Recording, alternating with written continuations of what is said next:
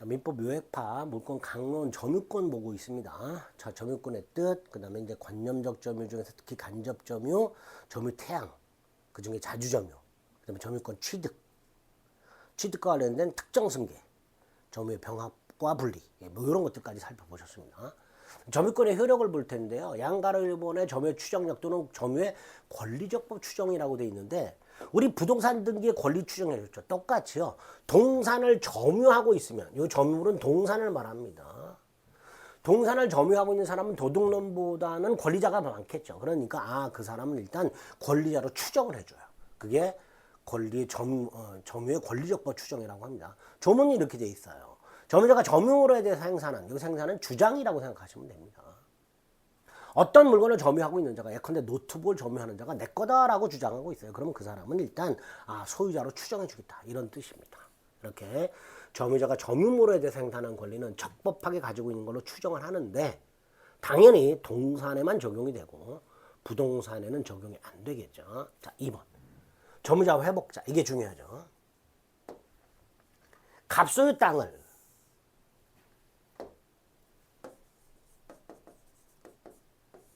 점유하면서 경작하고 있는 을. 그런데 각과 을 사이에는 아무런 계약관계가 존재하지 않거나 또는 매매나 임대차와 같은 계약이 있었지만 그 계약이 무효 또는 취소된 경우,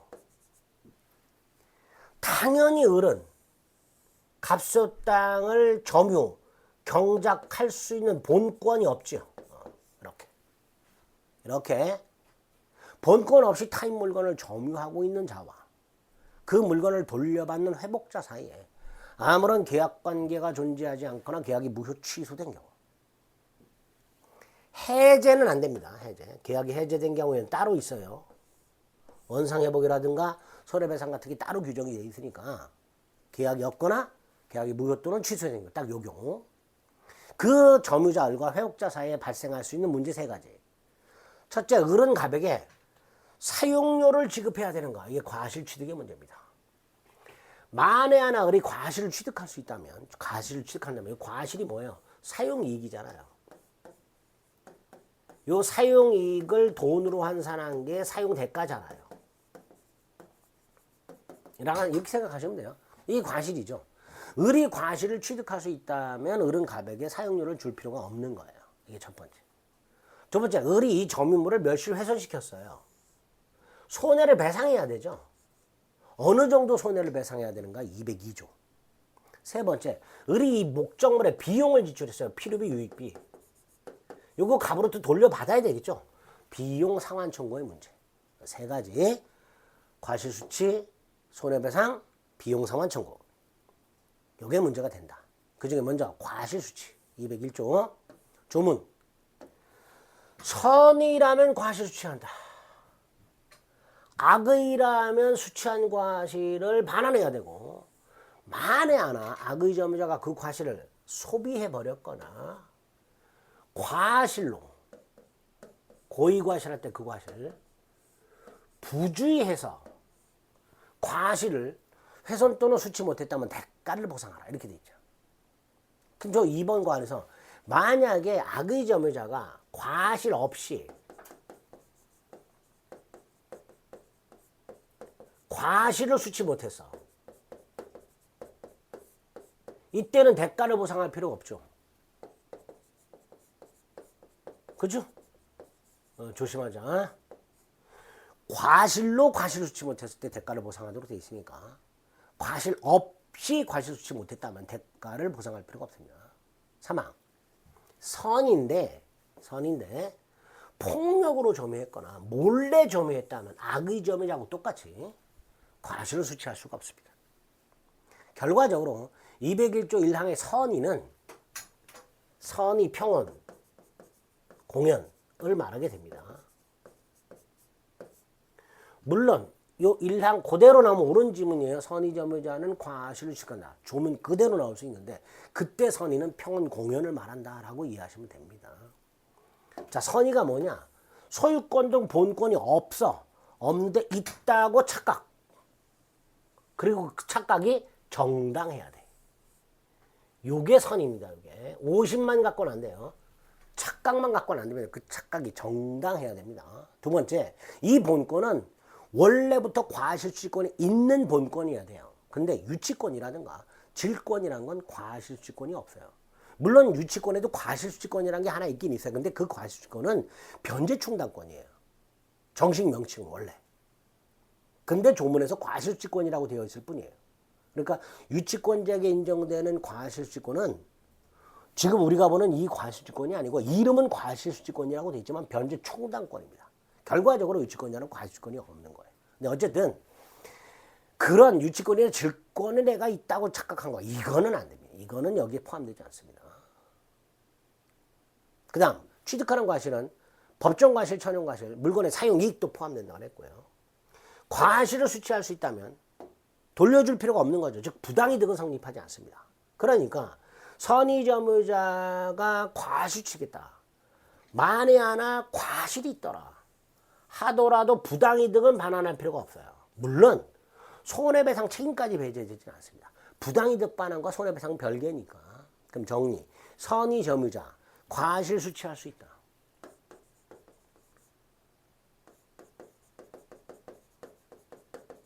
무슨 뜻? 부당이득 반환 의무가 없다. 다만 선의점유자가 과실이 있을 때는 부당이득 반환은 안 되지만 할 필요가 없지만 불법행위 손해배상을 해야 되는 경우는 있을 수 있다. 4번 우리가 점유태양에서 봤죠. 선의가 악의로 바뀌는 거. 본권 소생에서 패소했다. 소재기시부터 악이니까 소재기시부터 과실수취 못한다. 이렇게 되겠죠. 5번 악의 점유자가 과실 없이 과실수취 못했을 때는 대가 보상할 필요가 없다 그랬죠. 이런 것들이 201조에서 보시면 되고요. 202조 간단히 조문만 확인하면 됩니다. 점유물이 점유자의 귀책 사유로 멸실훼손. 점유자의 귀책 사유로. 이때 악의 점유자는 전 손해 전부를 배상해라. 선의 점유자는 현재 이익이 남아있는 한도에서 배상해라. 선악. 단 선이지만 타주는 악의와 마찬가지로 전손해 배상해라. 결과적으로 선의 자주가 이익 현존 한도에서 배상이죠. 자, 선의 자주가 뭐냐? 소유권이 있다고 착각. 선의 타주가 뭐냐? 임차권이 있다고 착각. 이렇게 기억하시면 됩니다. 뭐 기억 안 해도 돼요. 조문만 기억합니다. 손해배상 마지막 203조. 203조는 점유자 그냥 점유자라고 되어 있잖아요. 그러니까 점유자는 선악을 불문하고 선이든 악이든 자주든 타주든 이런 거 따지지 않고 회복자에게 비용 상환을 청구할 수 있도록 하고 있습니다. 선악 자타불문 비용 상환 청구할 수 있다. 자, 두 번째. 그 비용은 어떤 비용이냐? 첫째, 보존 필요비. 두 번째, 계량 유익비. 둘 다 청구할 수 있습니다. 점유자는 선악 자타불문하고 회복자에 대해서 보존 필요비, 계량 유익비 상환을 청구할 수 있고 이 보존 필요비, 계량 유익비 모두 다 점유물을 반환할 때 청구하는 거예요. 필요비 지출은 즉시가 아닙니다. 점유물을 반환할 때 필요비든 유익비든 상환을 청구할 수 있습니다. 세 번째, 만에 하나 점유자가 이때의 점유자는 선의 점유자를 말합니다. 왜? 과실을 수취하니까. 선의 점유자가 과실을 수취했을 때는 필요비 중에서 통상의 필요비를 청구하지 못합니다. 통상의 필요비. 그러면 악의 점유자는 과실 수취 못하잖아요. 그러니까 당연히 악의 점유자는 통상 필요비 상환을 청구할 수 있다가 될 겁니다. 있다. 그 다음 유익비는요. 일단 가액 증가가 현존했을 때 청구할 수 있고요.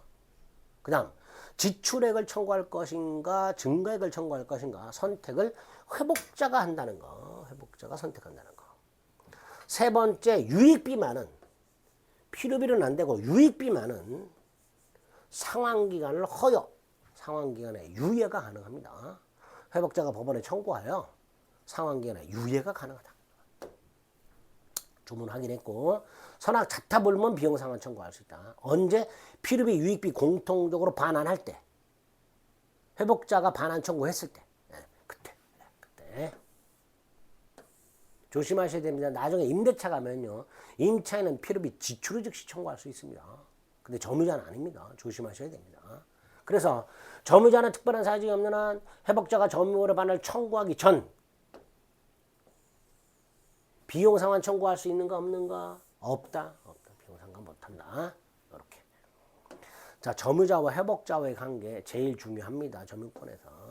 그다음에 점유 자체를 보호하는 효력이라고 점유보호 청구권, 즉 점유권에 기초한 물권적 청구권이 3개가 나오죠. 점유물 반환 청구권, 방해 제거 청구권, 방해 예방 청구권. 자, 먼저 점유물 반환 청구권은 점유 회수 청구권이라고도 합니다. 204조. 자, 첫째, 점유를 침탈당해야 됩니다. 사기당해서 물건을 넘겨줬다. 이건 침탈이 아니죠. 자, 점유자가 침탈을 당했을 때 반환을 청구할 수 있고요. 침탈자의 고의과실이 있다면 손해배상까지 청구할 수 있습니다. 불가항력적 침탈의 경우에는 반환만 청구하고요. 침탈자의 고의과실이 있다면 반환 청구 및 손해배상도 청구할 수 있습니다. 이 권리를 침탈 당한 날로부터 1년 내 행사하도록 하고 있습니다. 자, 이 1년은 제척기간이면서 출소기간이죠. 반환하지 않으면 1년 내 소송까지 해야 됩니다. 소송도 1년 내 해야 돼요. 그 다음 이 점유물 반환 조건은 누구를 상대로 하는가? 특별승계인에게는 행사 못한다고 되어 있죠. 그러면 포괄승계인에게는 행사할 수 있죠. 두 번째, 특별승계인이 악의인 때는 그러하지 아니하다고 되어 있으니까 악의의 특별승계인에게는 행사할 수 있는 거죠. 그럼 결과적으로 점유물 반환 청구는 침탈자를 상대로 할 수 있고 침탈자의 포괄승계인을 상대로 할 수 있고 침탈자의 악의의 특별승계인을 상대로 할 수 있죠. 뺏어간 놈의 상속인, 뺏은 물건이라는 걸 알면서 산 놈.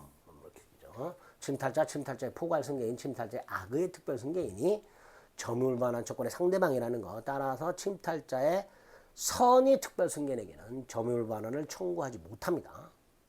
그 204조. 205조. 점유의 보유는 방해 제거 청구를 말합니다. 방해를 받았을 때도 방해 제거 청구할 수 있죠. 불가항력적 방해의 경우에는 방해 제거만 청구할 수 있고요.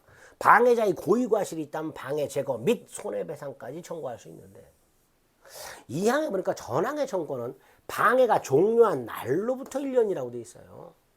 자, 이때 1년은 역시 제척기간이고 출소기간인데 자, 방해가 종료한 날로부터 방해가 이미 종료했다면 방해 제거는 청구를 못하겠죠. 결과적으로 209조 2항의 청구권이란 손해배상 청구권만을 말하겠죠. 그 다음 공사로 인하여 소유가 아니라 점유의 방해를 받았을 때 당연히 방해 제거를 청구할 수 있는데 다만 공사 착수 1년이 지나버렸거나 공사 착수 1년이 되진 않았지만 공사가 완성이 되었을 때는 더 이상 방해 제거는 청구하지 못하고 손해배상만 청구할 수 있습니다. 206조 점유의 보전. 이건 방해 예방이죠. 점유자가 점유를 방해받을 염려가 있을 때는 아직 방해가 없잖아요. 그러니까 반환 및 손해배상 청구, 방해 제거 및 손해배상 청구와는 달리 방해 예방 및이 아니라 또는 손해배상의 담보를 청구할 수 있도록 되어 있습니다. 또는으로 되어 있다는 건 조심하세요. 방해 예방과 함께 손해배상의 담보를 청구했다 그러면 큰일 납니다. 공사로 인해서 점유 방해를 받을 염려가 있을 때도 마찬가지로 공사 착수 1년이 지나거나 또는 1년이 안 됐더라도 완성이 되었을 때는 방해 예방은 청구하지 못하고 손해배상의 담보만 청구할 수 있겠죠. 당연히 주체가 누구예요? 점유자예요. 점유자는 간접 점유자, 직접 점유자 다 되죠. 점유 보유자는 안 되겠죠. 그 다음에 2번 점유물 반환 청구의 상대방이 누구라고요? 침탈자의 포괄승계인, 침탈자의 악의 특별승계인이죠. 그럼 관련 판례. 점유를 침탈당하지 않고요. 사기당해서 넘겨줬어요. 침탈이 아니니까 당연히 점유회수소권, 점유물 반환 청구 소송할 수 있다 없다? 없다. 이런 뜻이죠. 2번 1년이란 기간은 제척기간이면서 뭐라고요? 출소기간이죠. 3번 갑소유 땅에 을이 점유를 하고 20년이 지난 상태에서 갑이 을의 점유를 방해해요. 담장을 빡 쳐버렸어요. 그럼 당연히 을은 점유를 방해당하고 있으니까 방해제거 청구할 수 있어야 되죠.